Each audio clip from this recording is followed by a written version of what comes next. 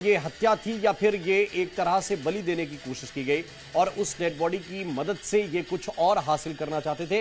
ये सब कुछ, ये सारे खुलासे कुछ समय के बाद होंगे, लेकिन एक बात तो तय है कि ये पूरी तरह से तैयार थे, पूरी तरह से प्लानिंग के साथ मर्डर किया गया। और सिर्फ मर्डर नहीं किया गया, उसके बाद इस मर्डर के ऊपर, लाश के ऊपर एक तरह से जश्न भी मनाया गया। कहां कहां पर ये गए, एक रिपोर्ट के जरिए हम आपको दिखाते हैं।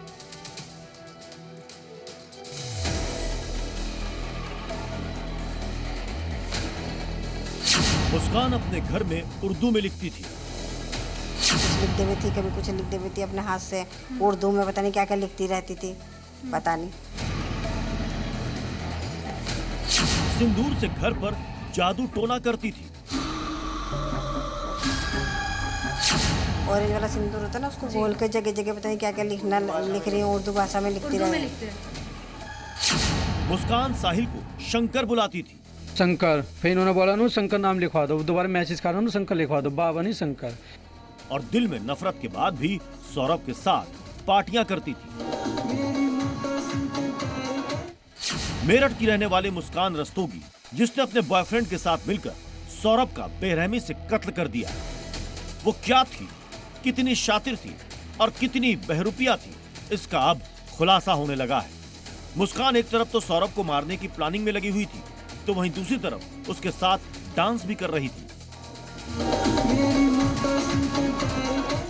खुद ही अपनी मर्जी से सौरभ से लव मैरिज कर ली और फिर अपनी ही मर्जी से उसे धोखा भी दे दिया। एक तरफ वो अपनी बेटी के साथ रहती थी, तो दूसरी तरफ तंत्र मंत्र भी किया करती थी, जिसका खुलासा खुद सौरभ की मां ने किया है। सौरभ की मां के मुताबिक मुस्कान घर के कोने कोने में उर्दू में लिखा करती थी और सिंदूर का इस्तेमाल कर कई जादू टोना किया करती थी।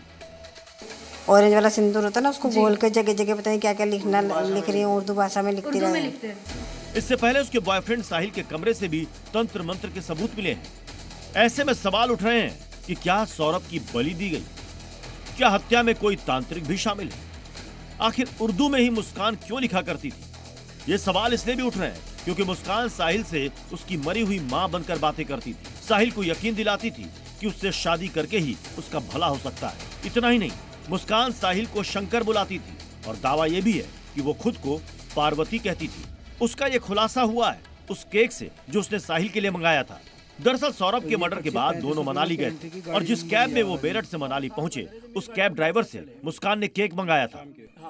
भैया आप ना मुझे केक लेके, मतलब आप केक ले आना कहीं से भी और कॉल मत करना, मुझे आप मैसेज में बता देना मिला या नहीं।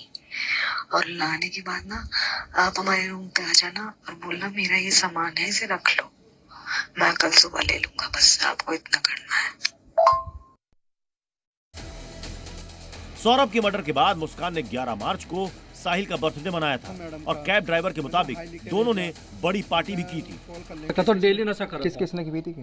ये नाम तो मैं उनका पता ना था, नाम मुझे पता लगा, मुस्कान थी और वो था साहिल। दोनों ने ही हाँ, की थी उसको? दोनों ने ही गाड़ी में आती दफे पी थी, जाती दफे बस वो लड़का सिगरेट पीवा था। जब रूम में जाया था 2 बोतल डेली लावा था। मुस्कान साहिल को सरप्राइज देना चाहती थी और ये तक कह रही थी कि वो फोन पर बात नहीं कर पाई। जो केक मुस्कान ने साहिल के लिए मंगवाया, उस पर भी हैप्पी बर्थडे शंकर लिखा था। आप मैसेज देख लो, मैं मैसेज पे ही आपसे बात कर पाऊंगी। ये यहाँ पे है ना, तो मुझे सरप्राइज देना है रात को, केक कट करवाना है। भैया आप अभी थोड़ी देर बाद ही ला देना, कोई सा भी केक ले आना, उस पे लिखवा देना हैप्पी बर्थडे बाबा लिखवाना है, ठीक है ना? इससे पहले साहिल के कमरे में भी शिव की तस्वीरें मिली थी, जो कहीं ना कहीं इशारा करती है कि इस हेट स्टोरी में ब्लैक मैजिक का भी एक बड़ा एंगल मौजूद है। ब्यूरो रिपोर्ट, जी मीडिया।